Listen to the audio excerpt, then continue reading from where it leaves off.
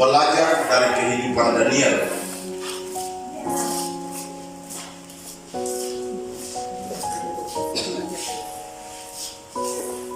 Daniel pasal yang pertama ayat yang ke-20.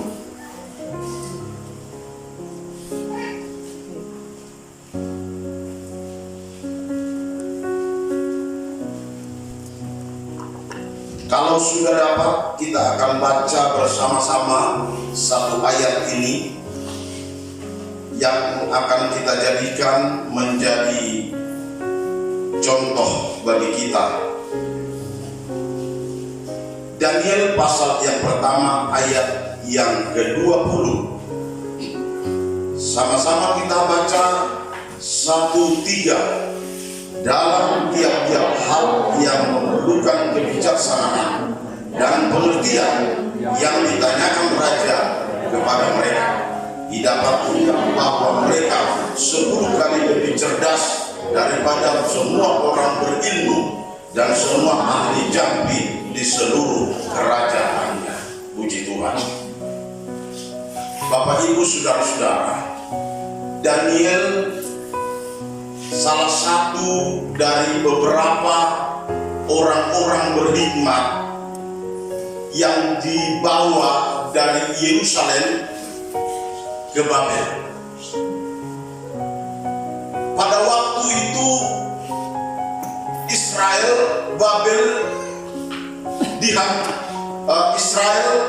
Yerusalem dihancurkan oleh kerajaan Nebukadnezar. Lalu dalam cerita di dalam kitab Daniel ini ada beberapa orang berhikmat yang ditawan dibawa ke Babel. Dan setiap orang-orang yang berhikmat, yang pintar, yang cerdas, mereka dipakai untuk menjadi pegawai di istana. Kita perhatikan di sini dalam bacaan kita ini dikatakan justru mereka menjadi tempat untuk bertanya, karena hikmat, kepintaran, kecerdasan mereka 10 kali lipat dibandingkan dengan orang-orang berilmu di Babel. Saudara, kalau kita pelajari Daniel memiliki roh yang luar biasa, memiliki roh yang luar biasa, memiliki hikmat yang melebihi rata-rata. Dalam arti Bapak, Ibu, saudara-saudara, Daniel adalah orang yang hebat. Tapi kalau kita pelajari di sini kehebatan Daniel,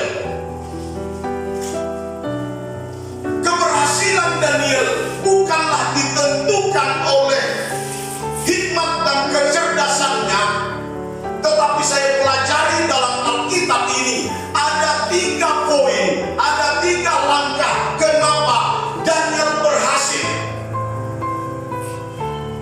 Dan ini yang akan menjadi contoh buat kita sebagai orang-orang Kristen, sebagai gereja Tuhan di akhir zaman ini.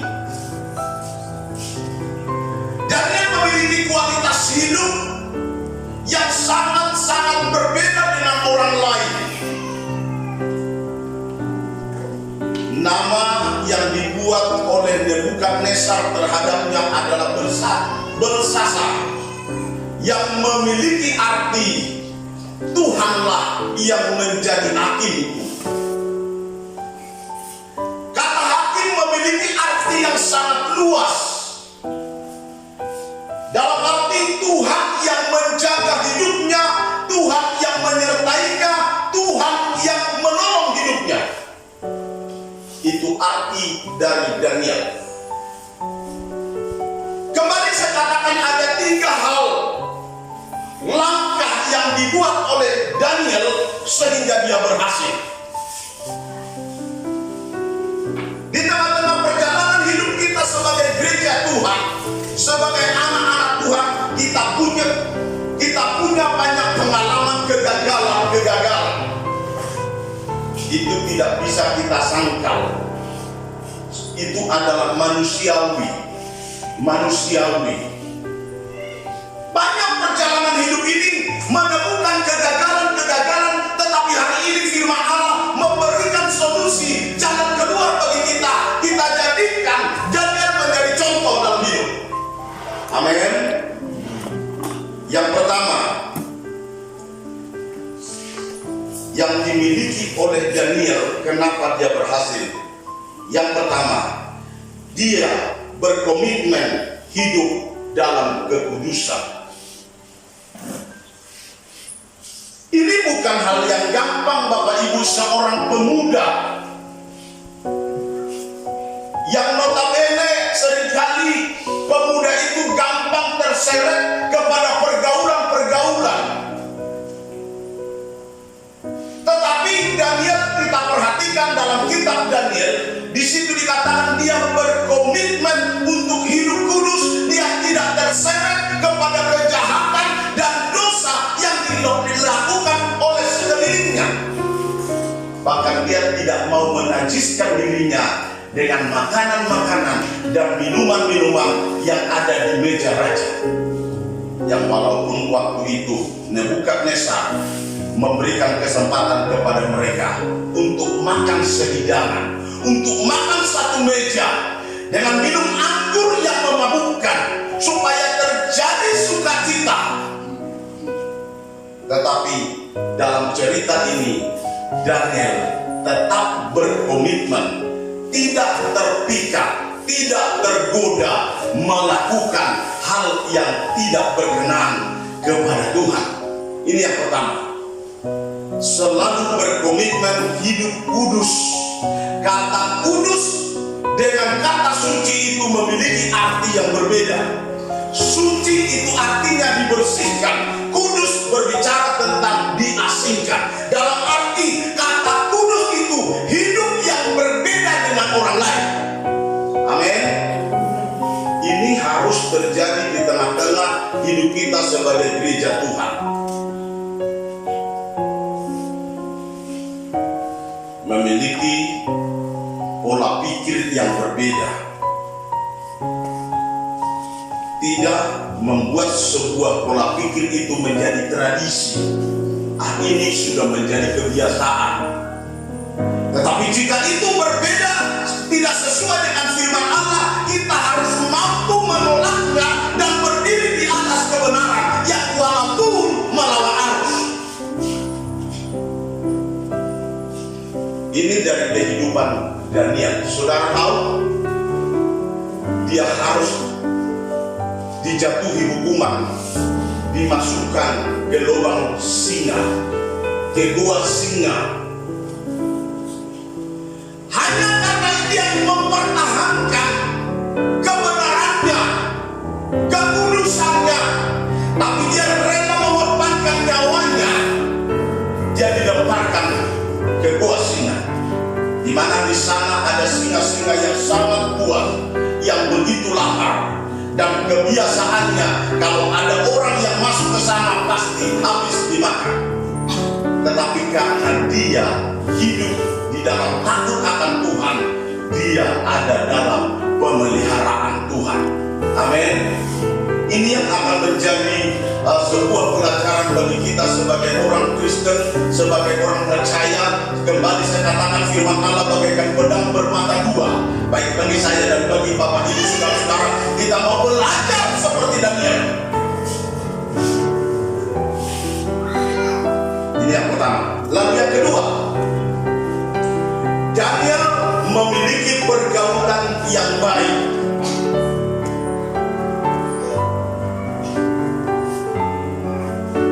Sebagai orang percaya, seorang pemuda, Daniel tetap menjaga hidupnya lewat pergaulan, lewat persahabatan, lewat pertemanannya.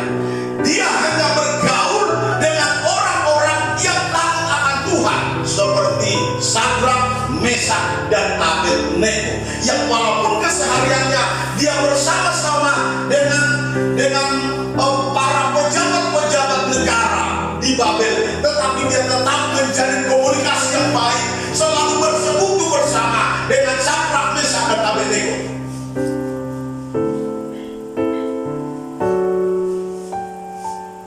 Kenapa? Karena Alkitab berkata, pergaulan yang buruk akan mempengaruhi kelakuan yang baik.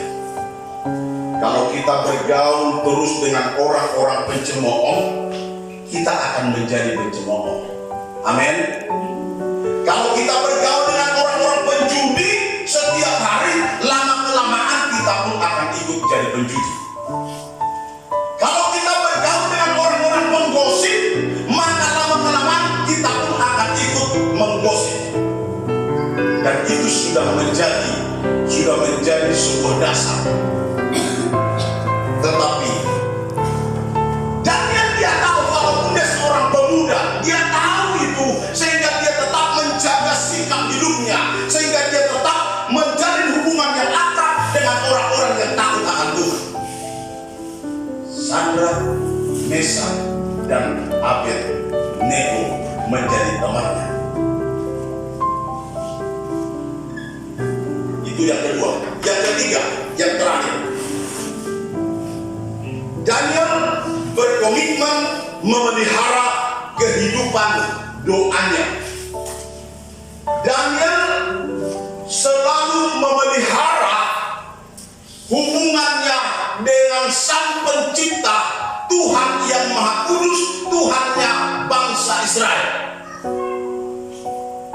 Dia selalu ada doa. Kalau kita baca dalam kitab Daniel ini, ada 3 kali setiap hari, di dalam kesibukan apapun, sebagai pejabat negara, dia tetap mengambil sikap doa 3 kali satu hari. Bukan cuma doa makan Bapak Ibu, tapi doa khusus, meminta perlindungan, meminta pertolongan, meminta urapan, meminta hikmat. Itu dia pergunakan 3 kali satu hari. Itu menjadi sebuah kewajiban bagi Daniel, sehingga pada waktu itu ada anggaran dasar pemerintah pada waktu itu berkata, tidak ada yang boleh menyembah kepada Allah lain selain kepada patung.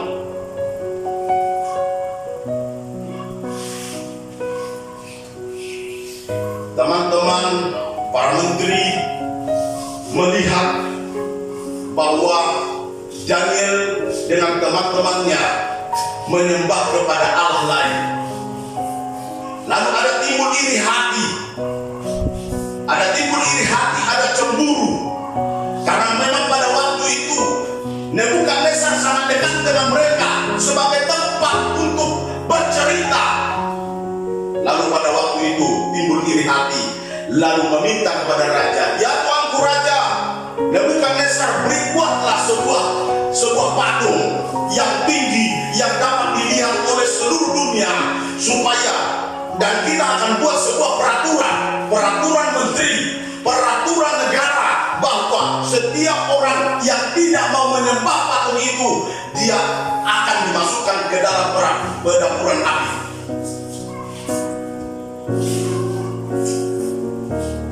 Saudara, pada waktu itu dibuatlah patung itu. Setelah selesai patung yang tinggi itu, patung itu menggambarkan tentang Nebukadnezar. Lalu pada saat itu dibuat peraturan, setiap orang harus menyembah kepada patung ini. Jika ada orang yang menyembah, yang tidak mau sujud menyembah kepada patung ini, maka akan dimasukkan ke dalam api, ke dalam perdapuran api. Saudara tahu, dalam cerita itu dikatakan Daniel beserta teman-temannya, dia tetap memiliki komitmen untuk hidup menjaga kekudusan. Bahkan pada waktu itu Sadrak, Mesak, dan Abednego harus ditangkap. Lalu pada saat itu Nebukadnezar bertanya, Sadrak, Mesak, dan Abednego, di tanganku ada keputusan, di tanganku ada kuasa yang dapat mengeluarkan kamu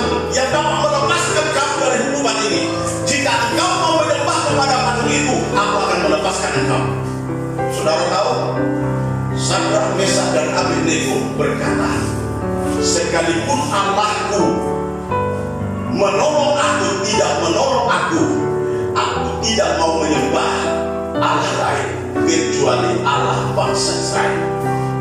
Saudara tahu, pada saat itu mereka dimasukkan ke dalam perdaburan api, tapi Alkitab berkata mereka ada dalam perlindungan Tuhan. Saudara, sebagai orang-orang Kristen kita melihat kehidupan mereka, khususnya Daniel, yang walaupun dia dekat dengan Tuhan, yang walaupun hidup dalam kekudusan, tetapi tidak berhenti masalah terjadi, tantangan terjadi. Tantangan itu bukan datangnya dari orang-orang kecil, tapi justru dari orang-orang pembesar di bangsa Babel. Tapi mereka tetap berkomitmen hidup dalam kebenaran, hidup dalam kekudusan, memiliki pergaulan yang akrab dengan Tuhan, memiliki pergaulan yang akrab dengan orang-orang yang takut akan Tuhan. Yang walaupun tantangannya, resikonya, akibatnya harus mengorbankan nyawanya. Dan benar kata Yesus, barang siapa yang mempertahankan nyawanya akan kehilangan nyawanya. Tapi barang siapa yang tidak mau mempertahankan nyawanya demi aku, maka dia akan kehilangan nyawanya. Ternyata Tuhan kita, Tuhan yang tidak tertutup mata. Dia yang akan menjadi hakim yang adil, yang akan menjadi perlindungan, yang akan menyatakan kebenaran itu di dalam kehidupan kita sebagai orang-orang percaya. Amin. Amin. Daniel menjadi contoh bagi kita hari ini. Mari kita maju di dalam Tuhan. Di hari-hari yang lalu kita bisa mengalami kegagalan, di hari-hari yang lalu kita bisa mengalami kemunduran manusiawi, tetapi firman Allah kembali menguatkan kita. Bangkit, bangun roh, hidup dalam kebenaran,